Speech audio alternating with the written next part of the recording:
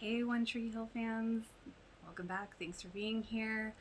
I am about to watch Suddenly Everything Has Changed, episode 15, season 1. Just got done listening to the podcast for this episode, and another fabulous one. And I also listened to the live one, the one before that. Super fun. I love that they had Danielle Ackles there. Love her. And let's see what I think about this one, because as they were talking about it, I was remembering, it's funny, like, even though I recently rewatched, it's funny what you forget. So, see what I think this time around. I agree with the ladies that I do love what Lucas said to his mom about,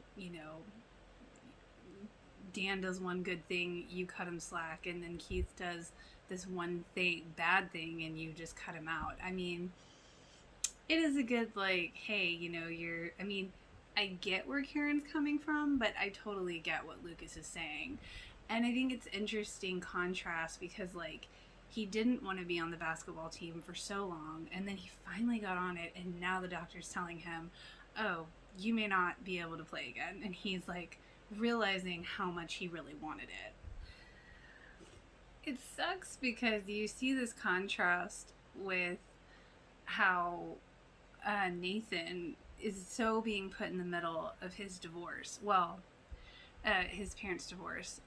More so from Dan, and Dan's just being obnoxious on the answering machine. For those of you who don't know what those are, look it up. But I love when Nathan's like, oh, how great is it that Dad has an off button now, right? Oh my God. When they walk in and Brooke is there and she's done up his room, the look on Lucas's face says it all. And it's really painful to watch that scene just because you know what's coming. It's interesting. Every time I rewatch this, I think certain things hit differently every time. And I think this time I really feel Brooke's devastation when Lucas breaks up with her. Like, you just feel so bad for her. Dan is so freaking childish, but he's so intense about it. And then, listening to the podcast, and then you hear them say how he does this because he loves his child so much. And it's like, okay, I get that, but to me, I know he loves Nathan, but let's face it, he loves Nathan because it's like a reflection of himself. He's living vicariously through Nathan. He wants Nathan to do everything, that he didn't do in the basketball world. And it's like, I know he loves his kid, but I just can't help but feel like a lot of that is selfishly motivated. So it's really hard for me to see that good guy in Dan. I never really saw that good guy until the very end. And that's what's so crazy about the show, because for those of us who know, it kind of flips, and it's a very conflicting thing, but Dan is kind of the devil right now. And I do want to say that the ladies were talking about how they see this side of Lucas, like, kind of subconsciously wanting to hold on to the popular girl with Brooke, but then he's doing these things with these girls because of his own neediness, his own issues, and I definitely agree with that. But I also kind of think that he's just being a guy, too. Like, I can't really completely write him off in how he's acting, because it's just so wrong.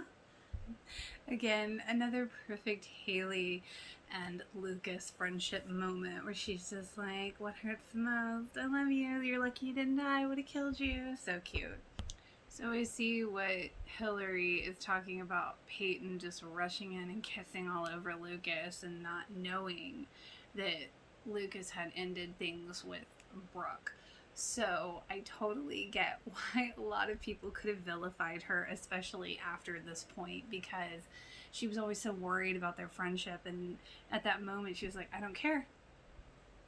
And then I think that's compounded by the fact that when Brooke calls Peyton and she dismisses the call and just hangs out with Lucas, she knows her best friend just got broken up with regardless of her feelings, and it's like, okay, I understand you needing to have a moment. Do you, boo? Yeah, I get it. But at the same time, it's like, you are like the behind the scenes person. You know everything that's going on, and you ditched your friend. So at this point, I can definitely see why so many vilified Peyton. Okay, I guess I really didn't pay attention, but like, I'm really noticing how unsympathetic um, Peyton is. Almost, she's kind of got like a smile on her face. That whole scene in the mall where Brooke is crying and telling, Haley and Peyton that Lucas broke up with her, and it's like, you're kind of smirking. Like, there's no sympathy there. There's no, oh my God, are you okay? No, how? What is that? Again, I can see why people vilified her. And I just want to say, being as the girl, kind of like Haley, where I'm kind of on the outside, but I know what's going on, and you can't really say anything. Like, I've been in that situation. That is the most awkward situation, because it's like you want to reach out to that person, but it's like you don't want to overstep your bounds. It's like so awkward. It's like they both know what's going on, and poor Brooke. It makes my heart go out to Brooke, for real. How cute is it, the Naley moment where, Haley's like, do you like the new outfit, the new me? And he's like, what was wrong with the old you? So cute. And he's just, oh, I can teach you to snowboard. It's just like, oh, love it. Oh my God. Karen is such a hard ass. Like, I get it. It's her only son. It's her world. But it's like, she has to know that Keith didn't mean to do it. Accidents do happen. Yes, he shouldn't have had the beers. I agree. But it's just like, dude, if the person who got injured, aka Lucas, can forgive the person that put them in that position, you should be able to as well. And that's one thing about Karen that always gets me. She's just so unyielding sometimes. And side note, is this like the first and only time we ever see Karen's front door and the living room? And of course, that moment where Lucas is like, what am I supposed to do with that, with what Dan did for me? And I get that. Like, I felt that moment. Oh my God. I really think it's funny that Dan really didn't think that Deb was going to change the locks to the house. Like, you're dumb. And then them just like yo-yoing Nathan back and forth. Like, no, come inside. No, come with me. And then I'm very proud of Nathan and Haley for Haley helping Nathan realize that he had rights in this situation. He's just like, and he took that stand and he's like, I don't want to live with either one of you. I have rights. You do feel the emotion when Jake like tells Karen he has a daughter and he has to leave. Like, this whole like, just her eyes light up, her whole demeanor changes. It's like, oh, you feel the emotion in that scene. Very conflicted in this scene with Peyton talking to Lucas over the messenger, and he's watching her on the webcam, and she's very like pushing him away, but yet she's doing her strip on Brooke crying, and I feel like that's a little almost opportunistic for me personally, because it's like, should you really be exploiting that for your side job? For one, and for two, it's like, okay, you were all into him and now you're like having guilty second thoughts maybe. But she's like, oh, I gotta go, but she still keeps the camera on, and I did think that was an interesting choice. It's a nice moment between Deb and Nathan when she's like, I promise that it'll change. I want you to stay with me. And it's like, you see that glimmer of hope, but for those of us, we know it's coming.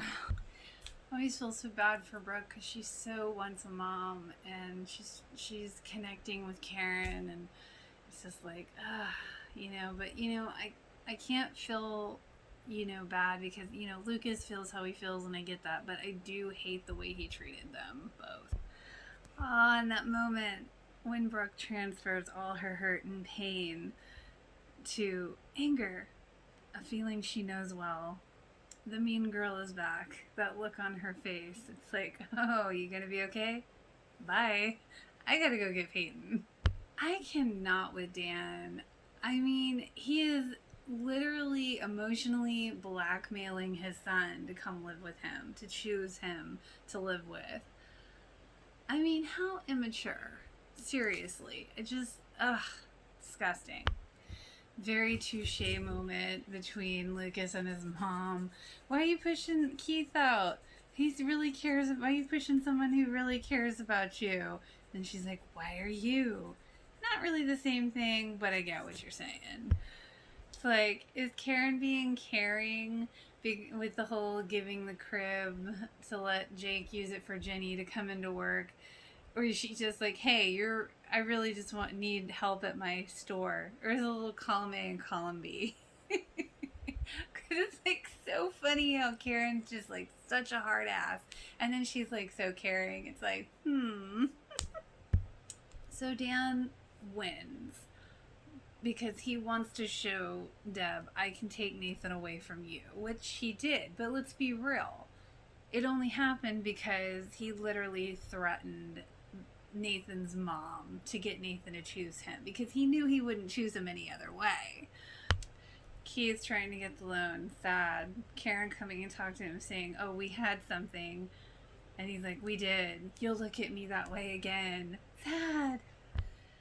Peyton having her moment where she's like, Brooke used to check on me every day after my mom died, and we were just little kids, and she's been my best friend ever since. And even after telling him that, Lucas is still like, life is too short, which is basically like the equivalent of saying, so what? I just felt it was a very uncaring moment on his side. I mean, it's just like, do guys get emotions? Sometimes I feel like they don't. And then he's like, oh, I'm sorry. It's like, bruh, you're sorry? Okay, Dan. Nayli moment is so cute. Again, being adorable. You can do something for me. Sing for me. How cute is that? The way he looks at her when she's singing. Ah! And it's so amazing that he is the one that encouraged her to sing, first. And it's so beautiful, yet, like, we know what's coming, so it's just like, ah! So sad seeing Keith put the shop up for sale, and then you see Dan all, like, his little, oh, I won smile, and Nathan's, like, not happy with good reason. That ending scene with Brooke confronting Peyton, and I always forget about her when Brooke went into Lucas's room to see, and she's like, I saw his computer was on, I saw your webcam, and it's like, oh, right, that's how she finds out. So good and terrible. Another emotional episode, very good ending scene, a lot going on, a lot of everyone in their feels. So that's it for this episode. Thanks for being here. Feel free to like and subscribe if you enjoyed, and I will see you next week.